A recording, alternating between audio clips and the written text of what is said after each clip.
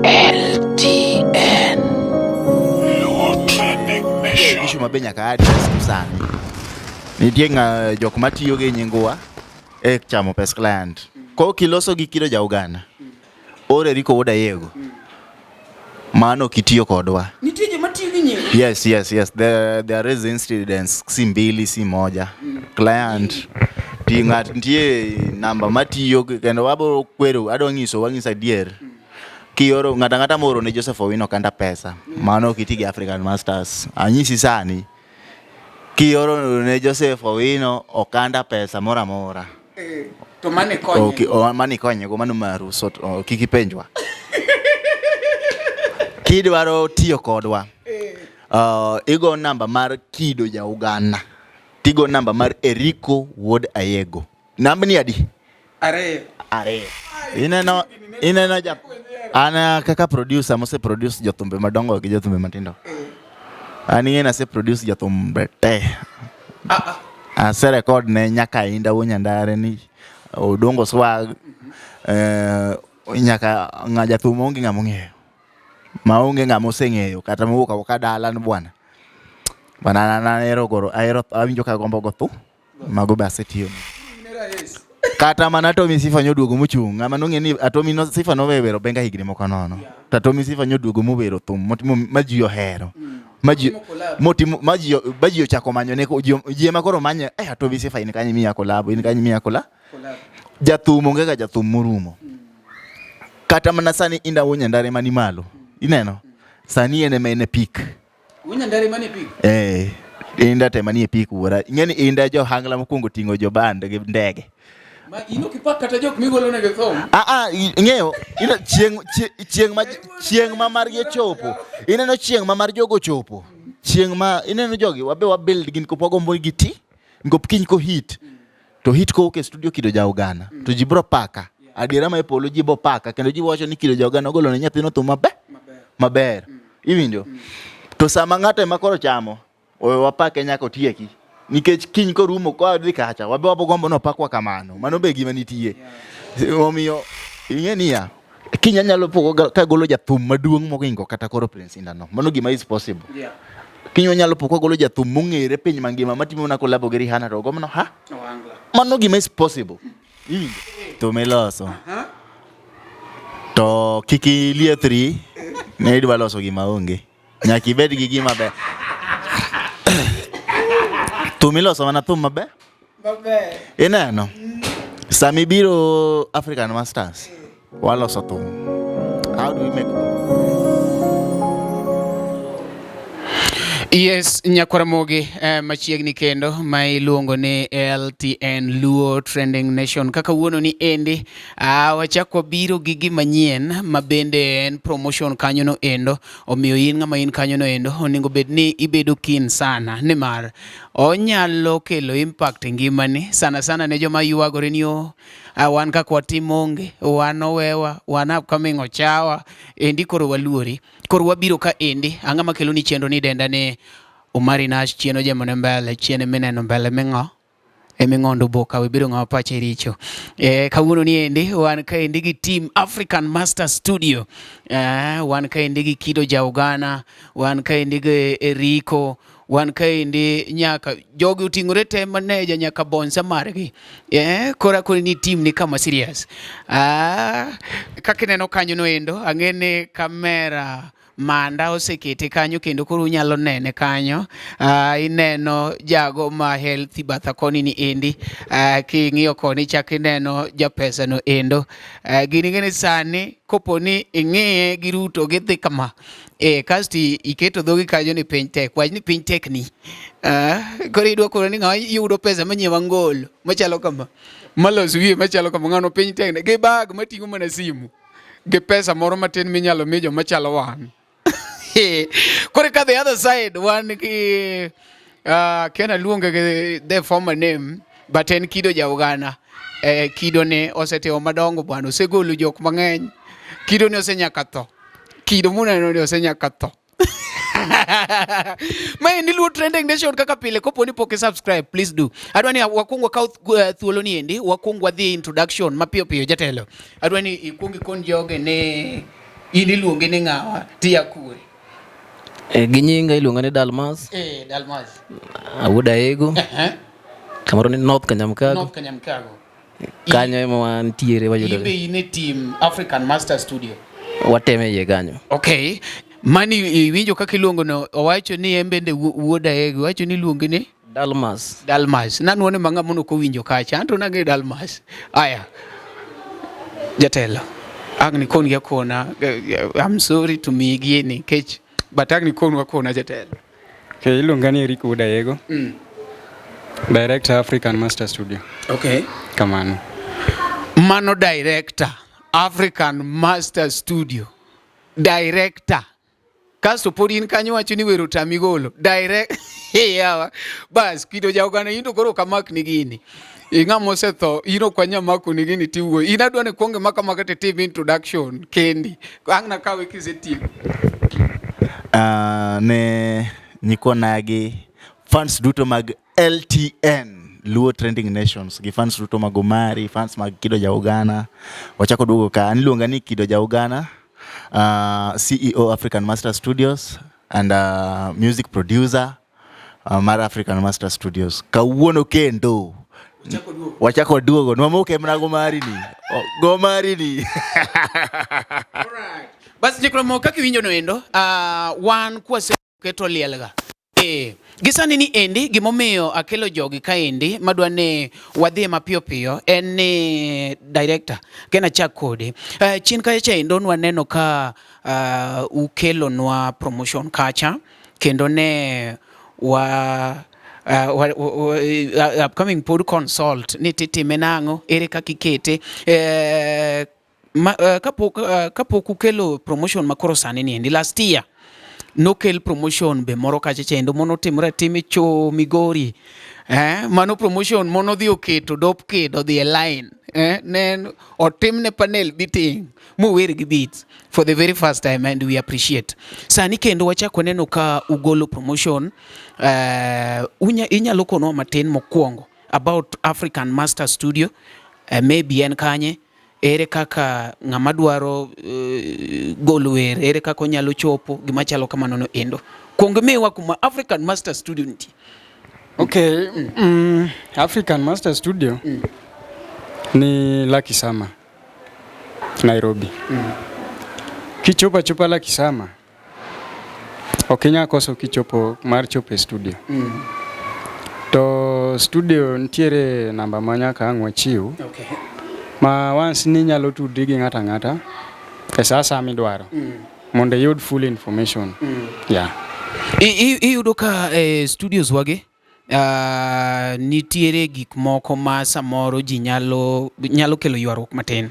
In kaka director, Kido Jaugana kaka CEO, ere ng'ama ji contact nikech an ng'ano director munu wuoyo mano ng'at director, bwana mano ng'at CEO, ere kaka gidi channel mane koso any other person can just contact any other person.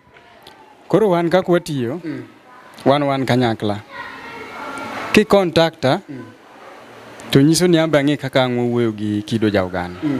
Seche mi contact Kido Jaugana bo ng'e kaka ang'o wuoyo kode kendo. Okay. Koro wan wawacho dhok achiel.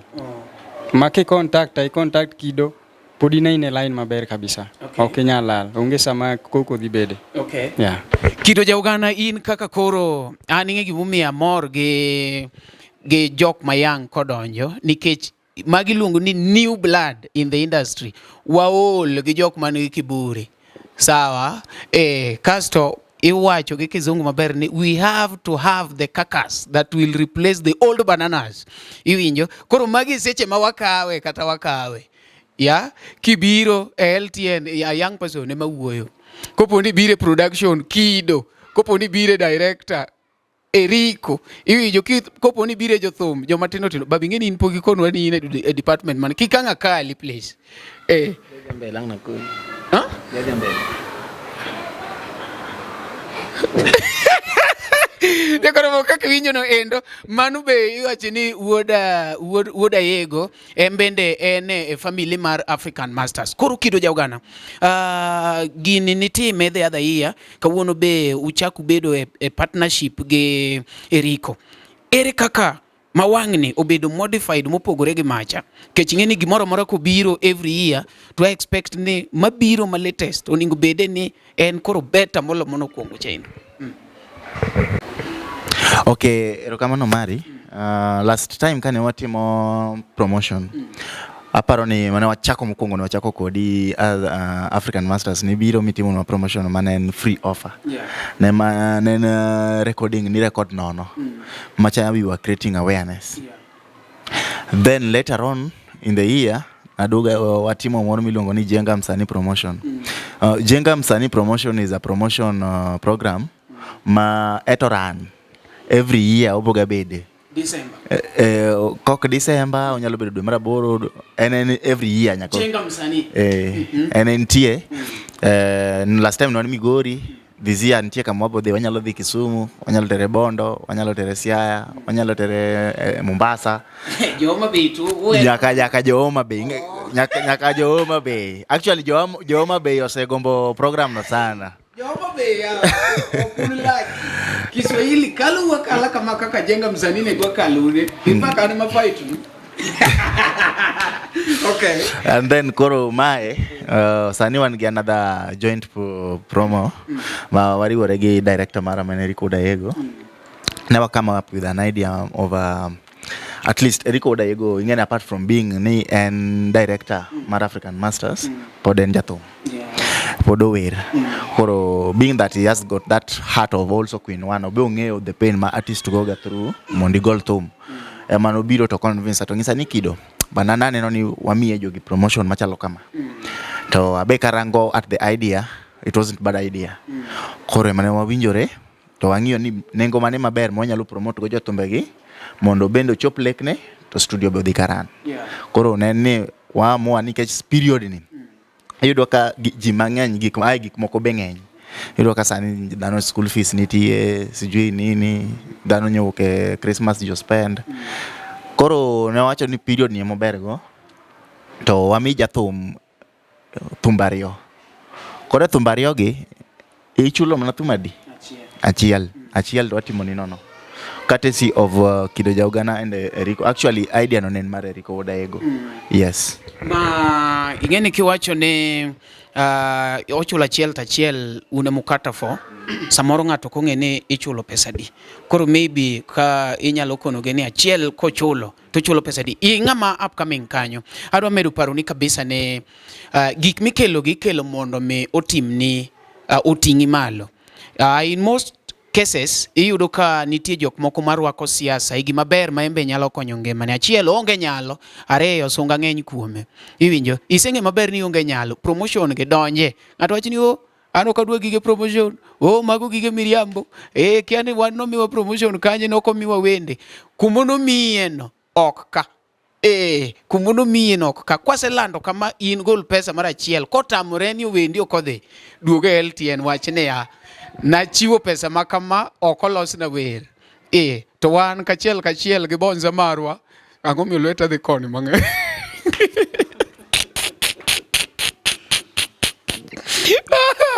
Yeah, waka opati kachiel nyaka kumono gole werwa hakikisha ni iyudo wendi. Koro Kido en pesa di ma ng'ato chulo e track achiel tachiel imieno. Koro ichulo 6,000. Nikech normally recording price marwa ok en 6,000. One record gi 8,000. But koro nikech at least Eriko oamua no nyalo chulo, onyalo kata for one. Actually one no is paid for by Eriko. Ene chulo achiel. Koro artist in kibiro ichulo na thum achiel. Koro manyiso ni be wamiyo artist opportunity mondo ibed gi thumbadi. Ariyo, instead of recording one song, you have two songs. Ma kaina jathum mariek, you can grab this opportunity. Ichwado kata album ni moro kanyo. Ma clean. To igolo nikech manyiso ni ena limited ni nyaka igol ariyo. Apana. Nyalo biro ti igol ariyo achiel ochulo. Ichaki igol ariyo achiel ochulo. Ichaki igol kwa mwana ineno nyalo paro kama mokwongo cha ne wacho ni en free. To ne en free ma anyalo paro nitie artist mano okelo Trending Nation ka manogolo thumbe gi magi nyalo confirm. Ginyalo confirm from here ni ne gibiro courtesy of Luo Trending Nation mane otim negi nyaka video manitie ma ng'ato ng'ama pingo to wanyalo dhi e YouTube kachacha. Ng'ama pingo to wanyalo dhi e YouTube. Nitie ma audio ondik African Masters to video to ondik the Nash Pictures. Koro nyiso ni what we are doing is real and it's legit. Koro artist maneno ka this thing can help them. Offer ni dhi nyaka February 29th. Wamiyo en 2 months. Koro inyalo biro grab this opportunity. We give you good music. Niko quality be kwa batisha. Wagoe. Watemo mondo wago gima ber mondo gima ber no temamiyo wakla. Emamiyo wa client to be mamiyo wa class ma wabeti. Kamano babu. Kido nitiere gima nyaka penji ka jogene ka. Nitie gima osewachore ahinya ne wan kaka joluo. We lack gima luongo ne adwango mi adona wach kizungu maduong' yawa. Manya kizungu moro madhege kodwa. Madhe kodwa ok ni ang'i mara.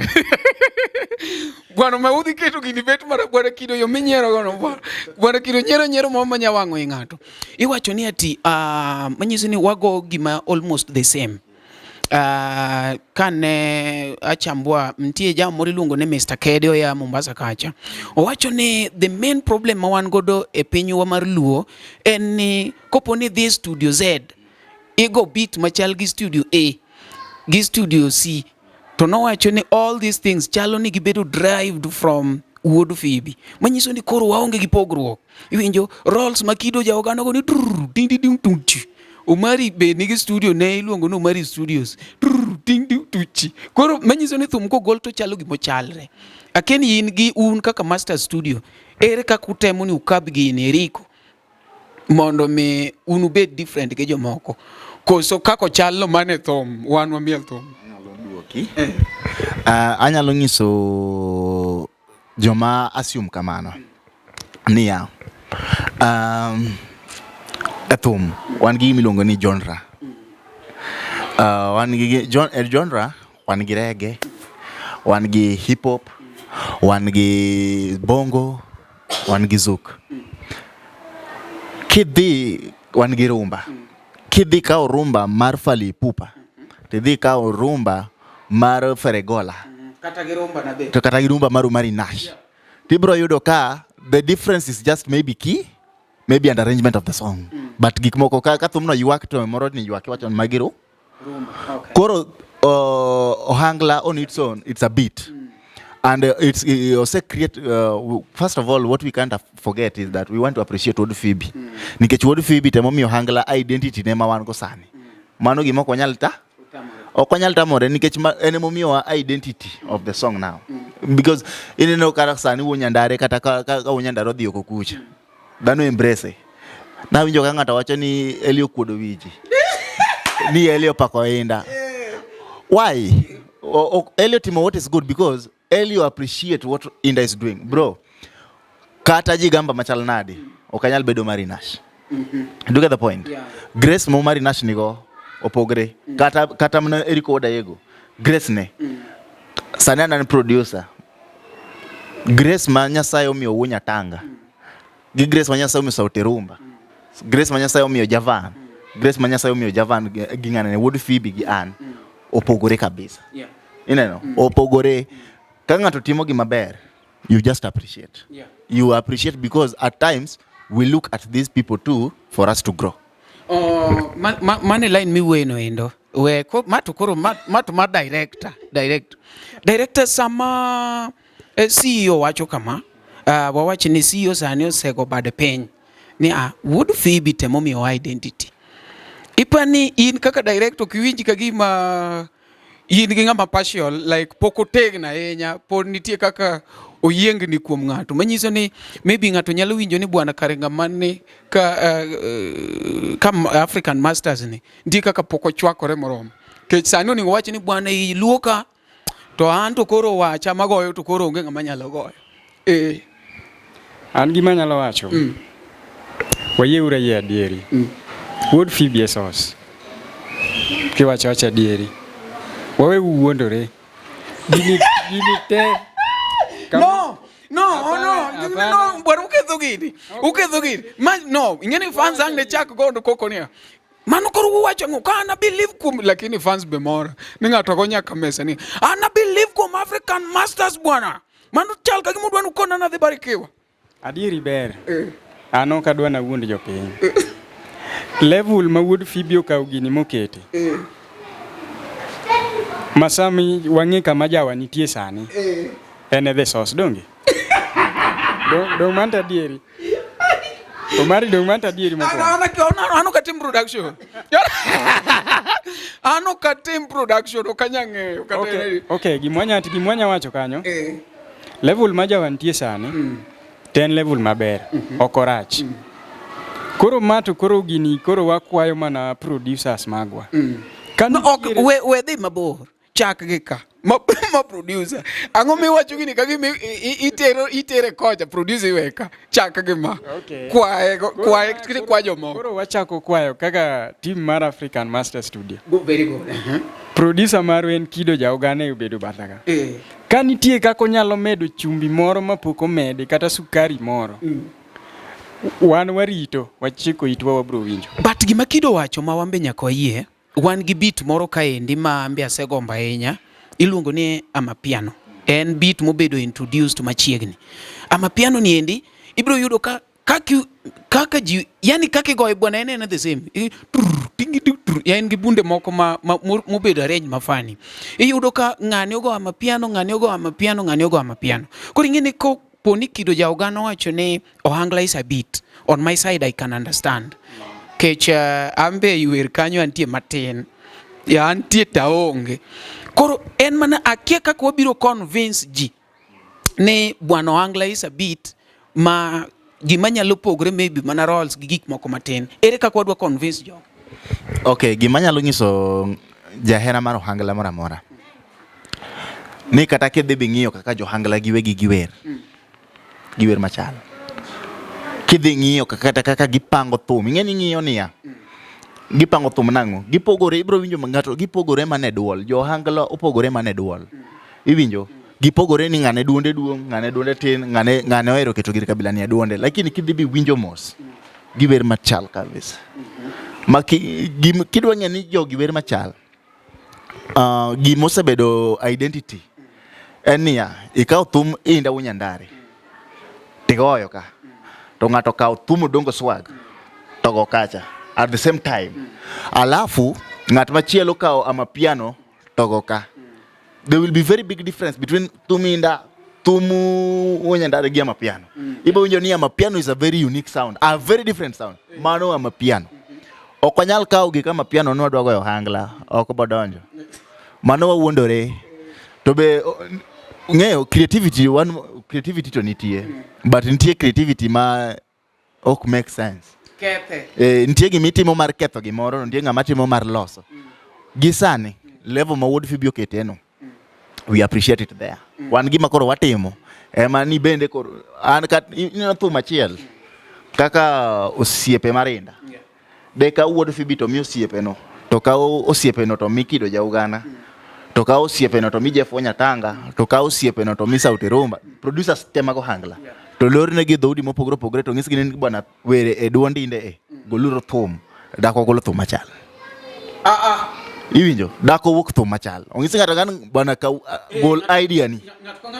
Yes. Do wuok thumbe mopogore ma kiwinjo to wacho ma thumni opogore gi thumni, thumni opogore gi thumni. Koro gi learn to differentiate between that. But duol en adi? Duol ng'at achiel. But thumno kiwinjo it will be very different. Ibo wacho ni ma touch mar wuod Phoebe, ma touch mar Kido, ma touch mar Sauti Rumba. So what has happened is wuod Phoebe has just given us mold it to what it is. Kata mana gospel chon. Kata mana bongo flavor masani jimielo makoro Diamond gimielo wawacho ni bongo flavor. Nitie joma nomiyo bongo flavor no shape. Which they don't take it for granted because those people they made bongo flavor the bongo flavor which people know today. Ng'eni gima ji ohero mang'eny no mane en. Koro kapo chieng' moro mbele ka Nyasaye omiyo kendo ng'ato grace mobiro gi gima nyien. Onyalo bedo producer mara mora maybe okata wan. Gime wacho ni pod kela I wach moro achiel. It is good to appreciate what somebody is doing. Sani ne gimoro wuok kane Maru Awards. Omi kaka producer, omi wuod Phoebe kaka producer, Jeff Onyatanga kaka producer. Ane ni kikaw picha ni miketo nikech chunyi gombo ni joluo ogoni kura kaka the best producer.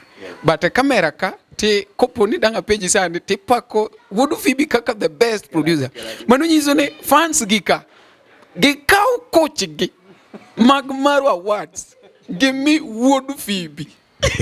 Okay, kama ineno Omari oka pingo gimiwacho, but nitie gima adiera manitie en ni kikaw thum maloso sani tiketo gi thum ma wuod Phoebe oloso sani, ibo winjo ka gin thum ariyo mopogore. Gibo wacho ni boy ni ogo thum ka wuod Phoebe ama wuod Phoebe ogo thum ka boy ni, kitu kama hiyo.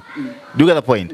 But it can't be ni ago thum exactly kaka wuod Phoebe. So ineno mago kama nono mane mara jomoko nitie mohere kamano. Jomohere kamano go koro okanyal ngiso ginia ni koro ngato nikech koro I appreciate what somebody else has done. Koro ni I'm disgracing myself. I'm not disgracing myself at any point. Gimatimo is just that I'm acknowledging that somebody else has done something good, which is ata mimi sai naniletea unga from what he did. Nikech koko saudi ndo koro wagango wapia inpo kineno japo nyathima koro I hope you watched movies Afro chien kanyo. Ok chien kata sani ineno ka master ne nyalo puonjo nyathi to nyathino duogo chwade mbele uja dong mago ne timore koro mago to coincidence ka happen ni apoka yombo wood Phoebe maro wa ana appreciate ni johero gimatimo. Maybe there is one unique thing or two things maybe wood Phoebe ongego ko ngeni tumo gini oriwo characters to nitie be talent aiye. Koro maybe anyalo bedo maybe dhano hera maybe because of my character or maybe of talent I have. Koro dhano hero jigigi mopogore opogore. Nyalo yudo ka population maduong ohero wood Phoebe nikech of the talent of his talent man gono. Maybe ananyalo bedo na unge gi talent to the level of his, but maybe character na kariwo character na gi talent matin man gono to aroma. Director in kaka director mar African Master Studio in kaka jangolo nitie gik moko mosetimore ni thum studios moko ma in kaka jathum ok di gombe ni ochako timre e African Masters nikech achiel no chwanyi ariyo maybe no leti down gi kumoro gin gik mage ma maybe no timore ni studio moro ma you cannot at any given point dwaro ni gitimre African Master. Mano osetimore na mang'eny. Tie ndalo moko na dhi record tume studio moro ni Madhari lo ni Wisdom Studio. Umera studios mok mag joluo tu luongo peyo de mar jaluo winyo state studio moro moko biluongo kasana. Wisdom winjo kako luongo ba Wisdom Studio Madhari kujo. Do beda man nasra ge ne kadhe nyaka Kisumo. Studio moro moko biwa okay Wisdom. Koro thum no bedo dweche adek. Dweche adek pok ayudo thum. Lakini ato chudo nasechudo. An mano kaka African Master okagom ni gimoro machalo kamano timre. Alafu kendo gimachielo. Idhi go angla to ng'ato golo ni thum ma oko angla. Beats o kata mar beats mixing gi mastering o tima ma en gima duong' ni o timo dhi. Ano kagom ni African Master gol gima chalo kamano. Anadwa ni client ko biro to wamiye gimodwaro mondo kinyembo duogi kata kel ng'ama chielo. Tingeni in gigi wachoge to samoro in gi tijeni achiel ariyo adek mitimo ng'ato biro tich ariyo ni onge to rido ne CEO thum mane kawuono kende mondo indiki miyago iwinjo thum ogol kionge inere kaka ibiro hakikisha ni thumbegi otime level midwaro no nikech koso igolo ni thum kuongo kalo kuom ere kaka ibiro hakikisha kech nitie thum mibogol kionge moko iromo garo makatiro mo record ng'ane no biro no atimo kama record emelo usegolo thumbe ang'wen gin pok follow up ere kaka ibiro hakikisha ni gitimore level midwaro no. Koro gima nyaka kwongo ng'e nyaka ikongi trust ng'amutiyogo. Trust kikoso kata tim mana gima ber ok ni yiego. Koro an mokwongo I believe kuom kido ja oganda. ang'eyo ni quality mo produce is a good quality. Koro kata kobed mana thum wuon gi orido dwaro thum. To miye thum ka onge tabira winjo thum. Tamba winjo ka nitie kosa moro. Pod wan thuolo mar luongo ng'ani. Mwa bed kode piny kaka jo African Master Studio. Mwa koni thum mo micha. Nitie kamoro mo ok ber. Owinjo be ni ilose. Koro ing'eni en bende kaka wuon thum en be ng'eno decide gima ber mowinjo be noyudo. Okay. Lakini dhano bende samoro tamwang'. Dhano to kata tamwang' te manyaka wati ok dang wagol thum ne punde. Dhano go manyaka pod wagol legi agola. Inya dwaro ni gima ber. Tendo ok nenne. Yeah. Lakini ana believe ni jok mosebedo kwa deal godo. Pok aneno motam wang'wa. Okay. Wadhi adhiya maber wan sawa. Kido ja Uganda sani gima nie field ka ma ji ywaga ahinya en thumbe mikwalo. To samoro ikwale to en studio di. En studio achiel. Inere kaka itimo. En ga kuo koso gini en ga juogi thum mono mari ubirogo ema juogi ochako miyo Eriko. To in koro kaka producer in to koro igola gola. Koso ere kaka itime. Nikech awinjo ka jomoko complain ya chon gini nok timre kama. Kara ka ne dhi studio gi wach ng'ato producer tamore. Sani to gigola gola. Ere kaka iwacho gi. Okay, an koro unless ni en parody. Ka thumicha ka en parody, mano to anyalo goye.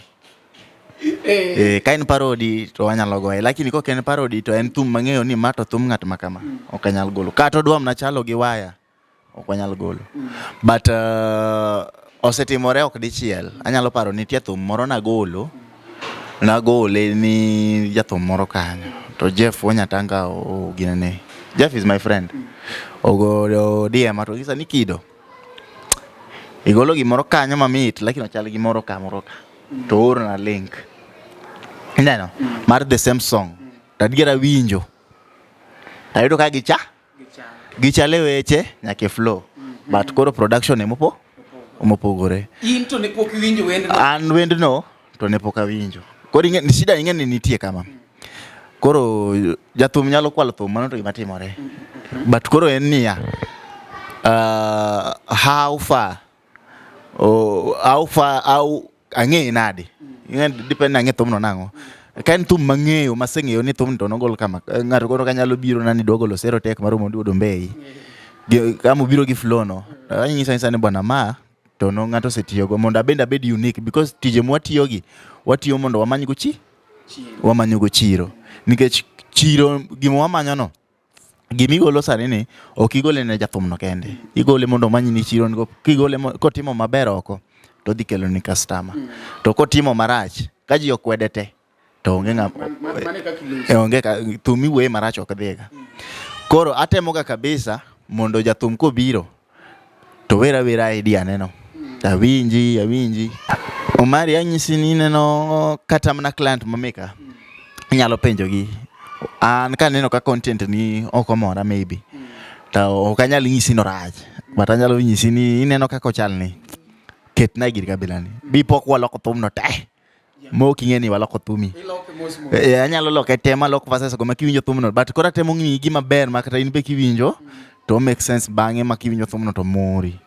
Mano kaka wasebedo kwa tiyo to be momiyo kata neno koro Eriko makoro san director mar African Masters ohero tija nikech kaka ne watiyo kode en nobiro gi idea wacha nobiro gi skeleton tikete ringo to akete ringo obiro gi idea adier mako wero ni to joma ni machiegni nyiera jo omera idea no gala to ka ngiwinje ka koro setede to bedo gima ber nikech wahero gima wa create wawegi kamano.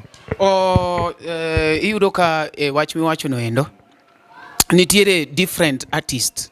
Nitie jok mawacho ni upcoming, nitie jok mawacho ni star, to gi nitie jok ma iwacho ni down going. Studio use record nyaka stars gi koso pod une upcoming koso ng'eny gi down going. Ineno ana kaka producer mose produce jothumbe madongo gi jothumbe matindo. Ani ng'ena se produce jothumbe te. Ase record ne nyaka inda Wonyandare ni Odongo Swag nyaka ngaja thum onge ngamo ng'eyo. Maonge ngamo seng'eyo kata mowuok ka dalan bwana. Bana na ahero awinjo ka gombo go thu. Mago be asetiyo negi. Onge ga jathum ma upcoming. Ngamo se chiew mowuok ni dhi studio okin upcoming. Koro mari wawacha diere ni koro koro gi kamise chope mi nyiewo nyaka kamera ni ngado luongi ni upcoming media. Madhi kanye. In upcoming madhi kure. In media already because you have everything it needs to be to have a media. Ni chako bedo media ka podi nigi sime. Nikech nitimo content to jineno. Already you are not upcoming. But it is true ni LTN yes. Okinyal pimo giramo gi TV. Let truth be told yeah. Nikech maybe resources magin go. Ngeni koro kanyo to koro ng'iyo kambi. Mano kambi maduong'. Nitie kambi maduong'. Ineno. En kambi. Ngeni nitie kambi macha kambi bwana kama oriwo ji mang'eny. Ineno. Macha kambi mondiko ji 8 ji 6. But okinyalo wacho ni upcoming to news ni to ji winjo. In upcoming kure. Mana jathumbe. Anyiso mana jathum ni ya. Okinyal dai ni upcoming.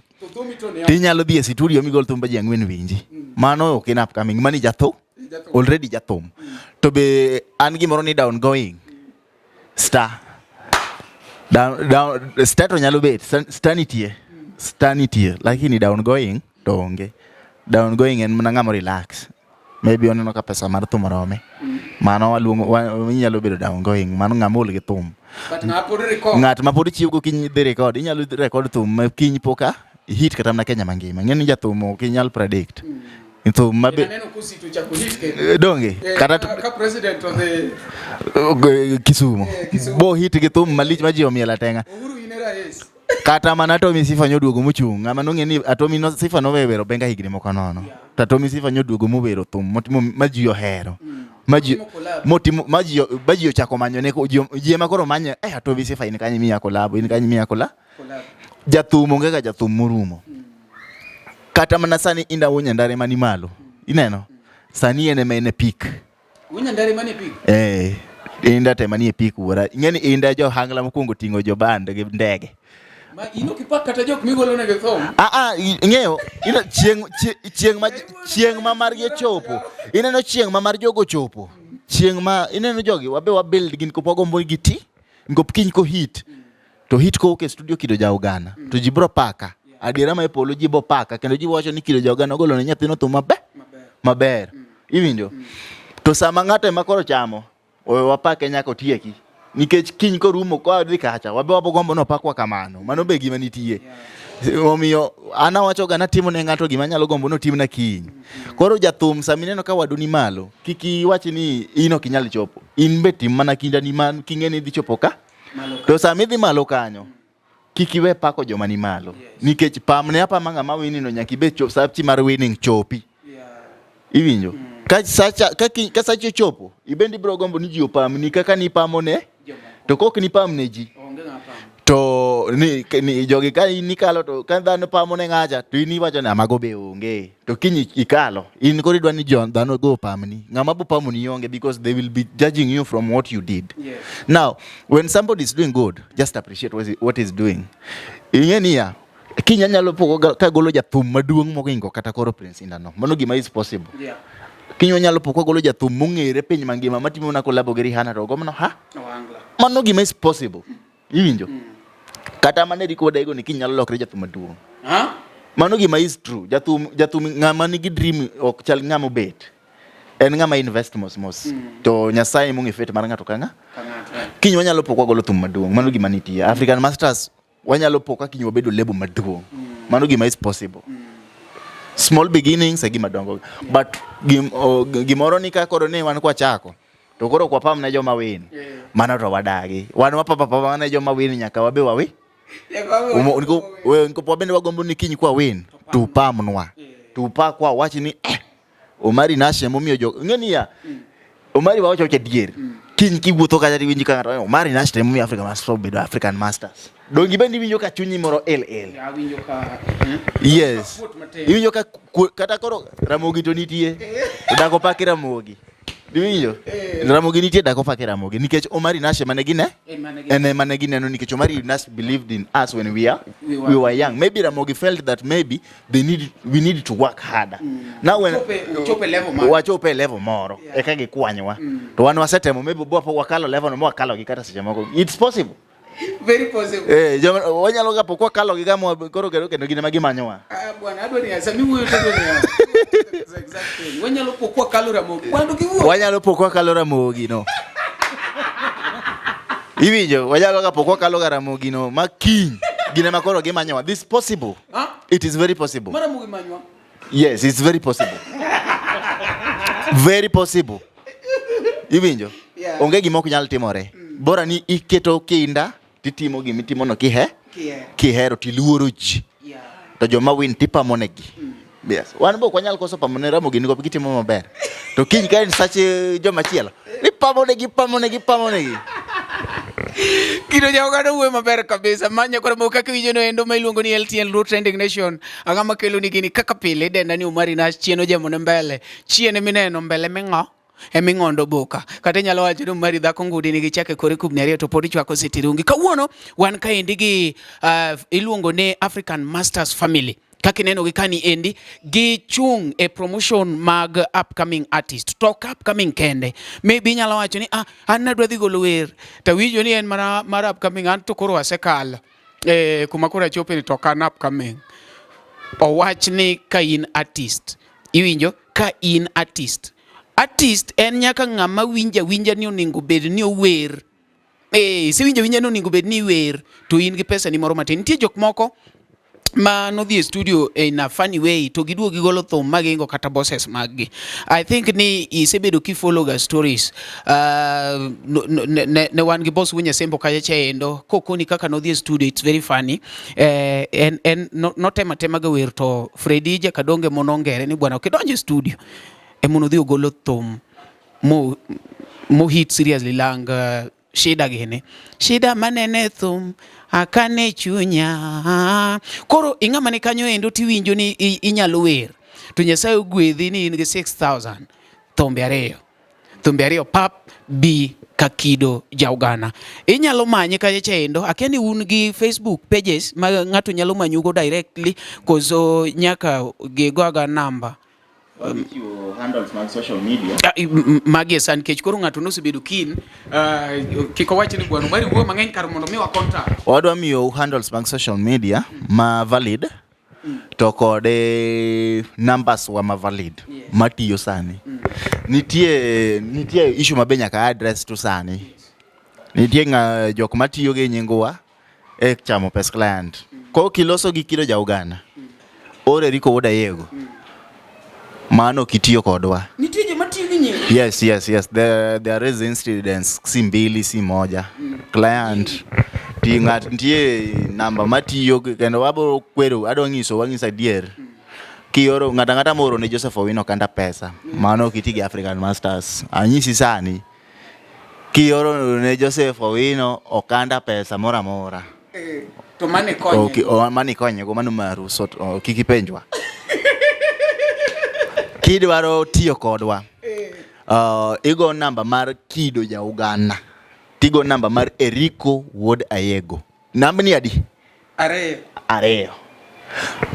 Official numbers mag African Masters. Eriko migi mari monde.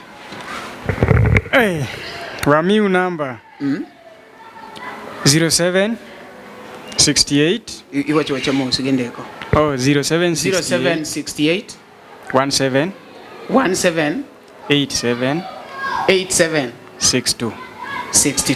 No man number manyalo loko ngimani bwana nuonege number ne nyalo loko ngimani number ochalo mana gi nembni mag Pius Muiru miketo ga screen number maloko ngima number mar ngane Ezekiel mesani hit Sakahola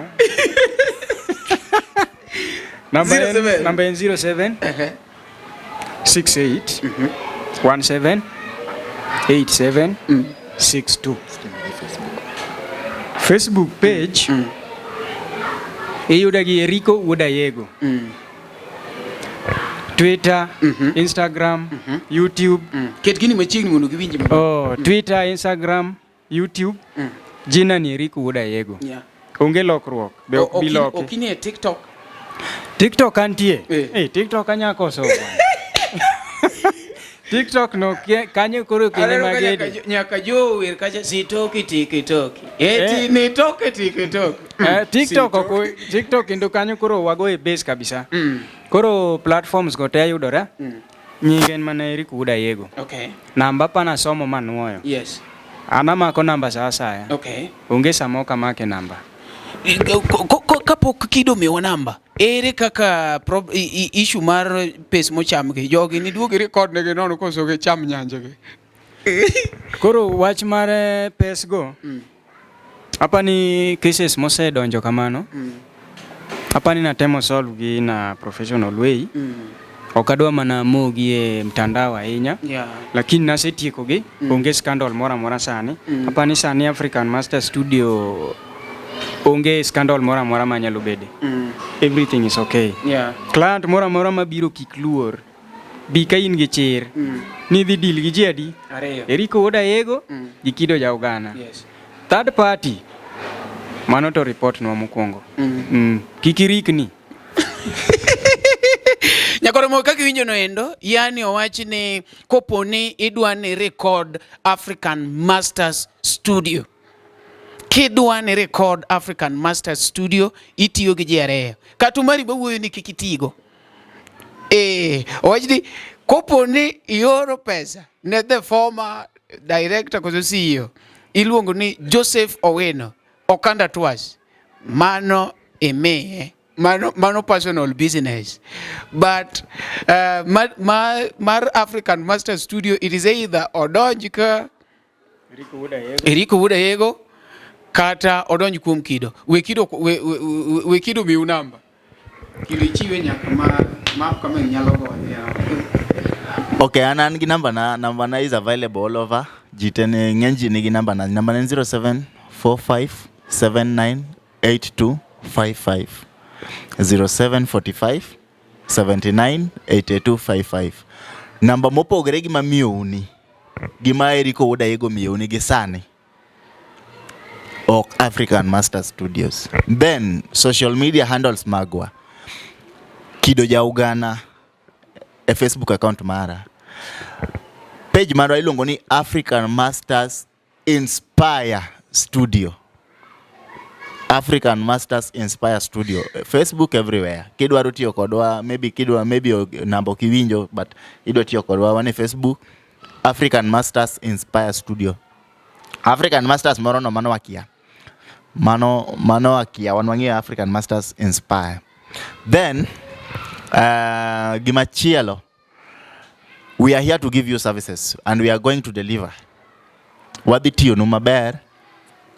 Mana kaka ne watiyo no mokalo cha. Kendo mana from ka jomoko bro testify. Gitimo tumbe no timo maber, tumbe ni 10,000 views, tumbe ni moko ni 20,000 views. People are doing good. Timo maber from the previous. Kata mana jenga msani nche odongo ni timo na edward video ka. Lera nya dhano appreciate. Very nice. Video motimo maber malich. Trend malich kanya ko we tuduri kore kama tuduri. Otimo maber koso kotimo. Wan gi dop kid nyotimo maber ka. Koro wan gi ji. One gima watimo, we take time with artists to build you. One gima watimo is we are building artists. Okwadwa ni wapakre ni wan wadongore gi jathum. Mane gima nitie. But kanya side pono kelo no ngama bebe gini mowacho ni osebedo ngama duong. To wanyanyeke? Opogro wanyota. Yes, jakoro mo kaka winjo nendo iluongo ni African Master Studio.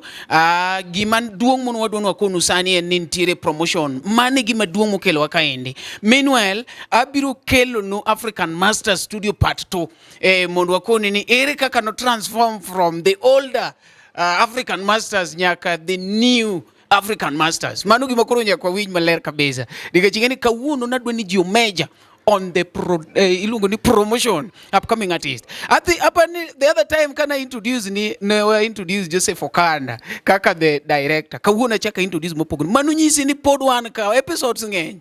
Koro episode ma kawuono en mar promotion mondo kik wabagi ni bwana wan wach ne modwa nwang'e matut wach no dhi ng'e matut bang' kwa tika promotion ne pap bwana buparna pap bas waduogo African Master Studio koro waduogo reveal ni from our logo, from our pages, from jogewa bonzama so no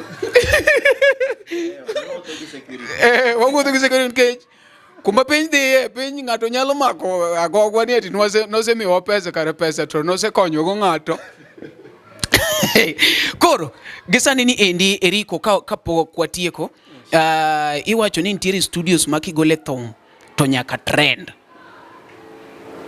sana iyudo ka I'm sorry to say this ng'ato ni wuoyo koda kona ni bwana okiwuona gi wuod Phoebe takoni mondo ogol na thum to en ng'ama pok nondiko thum kata akone niya my is an advice ineno wuod Phoebe en ng'ama osedongore kendo iyudo ka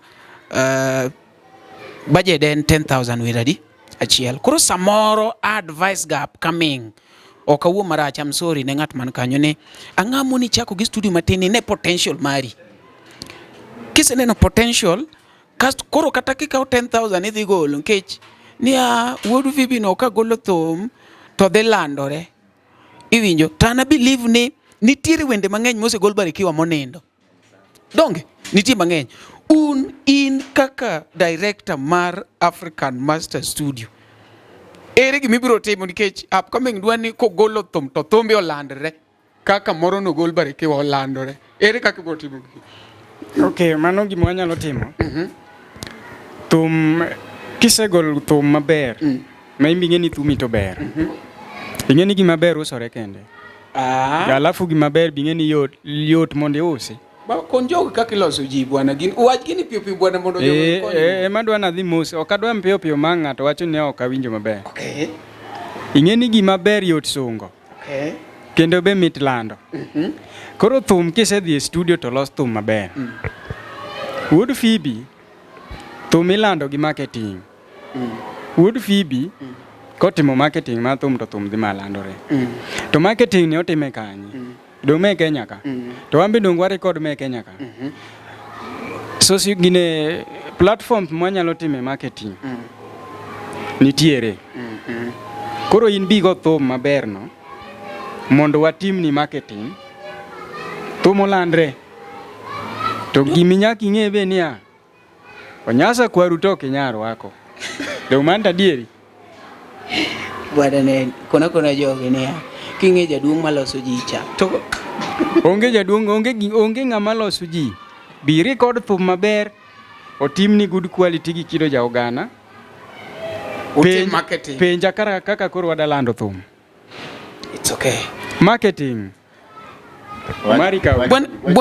Bwana gini ene marketing maonge gima ni loso jathum. Bwana ngeni bwana no uru pando gigi. Jathum iloso. Sana nduzi kona dia los LTN. Ichwake ya. Thum iloso. Thum ichwako. Thum iloso. To thum iloso. Kake lose upcoming bi mbele kamera thum iloso ne joma chanda ni duogi dilo ilose ng'ama dwa hit thum iloso to kiki liethri ne idwa loso gima onge nyaka ibed gi gima ber thum iloso mana thum maber ineno sami biro African Masters waloso thum. How do we make thum? Thum waloso kochakre e ang'owa programming kaka adwa koni bul adwa koni ng'eng'o adwa koni waya mano loso thum osariambo mano loso thum donge chwake donge chwake ko asechwake to aboketi agulu cha ndi agulu moro ma wachungo kama isenene in nitie agulu moro ka mwamako go duond ji okoso machiki ma ji luongo ni atido irwaki agulu mano agulu moro wan go kanyo mwarwake agulu nitie ka agulu moro ni agulu ni luongo ni booth warwake jothumbe te ibed jathum matin jathum maduong' koro kisewer kanyo timedo gi nyota kwaru kare timnea ya kamera mi kido kamera wach niya joma dwa hit e African Masters waloso thum miloso. Yes. Ng'ata koro ng'ata madwa biro golo thum kodwa. Adiera maber en to thum to waloso. Thum waloso to walose mana kaka ineni losi kuon mamoko ka. Walose. Kaka walose kani.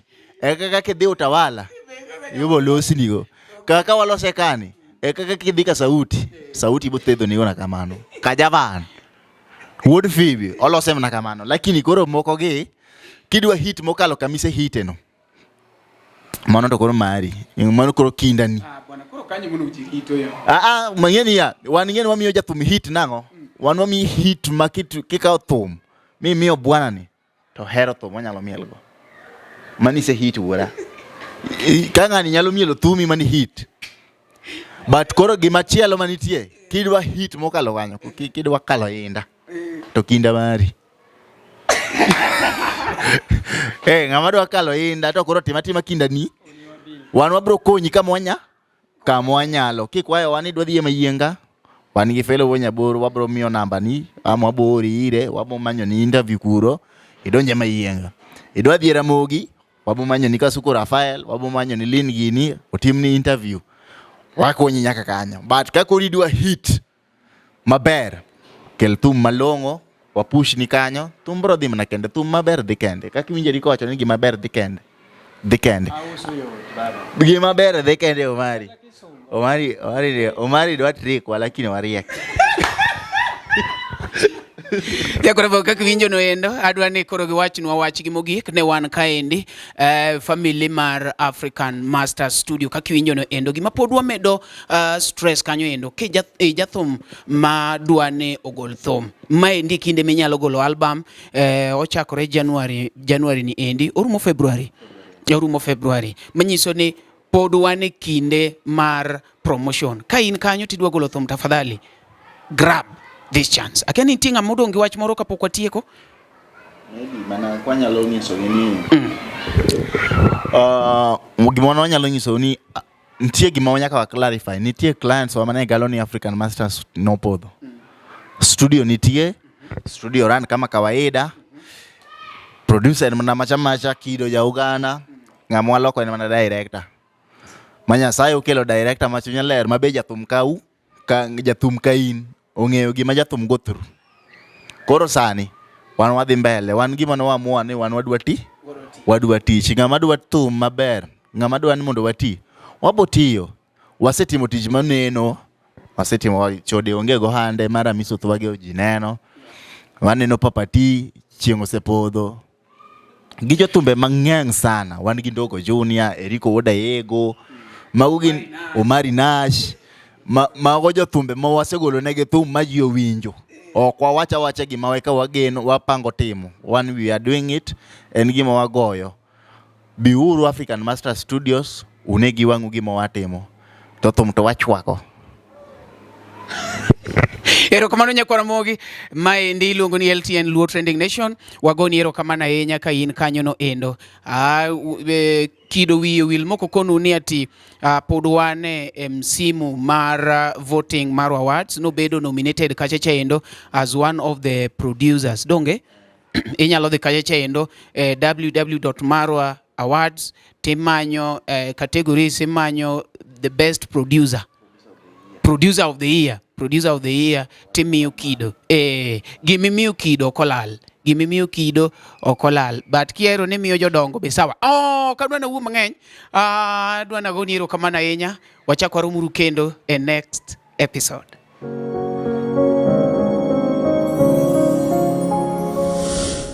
LTN Luo Trending Mission.